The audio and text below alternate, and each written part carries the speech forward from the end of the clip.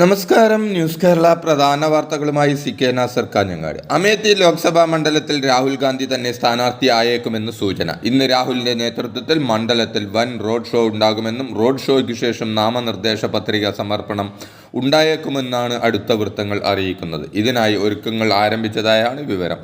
അതേസമയം കോൺഗ്രസ് നേതാവ് പ്രിയങ്ക ഗാന്ധി അമേഠിയിലോ റായ്ബറേലിയിലോ മത്സരിക്കില്ലെന്നാണ് റിപ്പോർട്ട്. ഇന്നാണ് നാമനിർദ്ദേശ പത്രിക സമർപ്പിക്കേണ്ട അവസാന തീയതി. കോൺഗ്രസിന്റെ രാജകുമാരനെ പ്രധാനമന്ത്രിയാക്കാൻ പാകിസ്ഥാൻ കിണഞ്ഞു ശ്രമിക്കുകയാണെന്ന് പാകിസ്ഥാന് അനുയായിയാണ് കോൺഗ്രസ് പാർട്ടിയെന്നും പ്രധാനമന്ത്രി നരേന്ദ്രമോദി പറഞ്ഞു.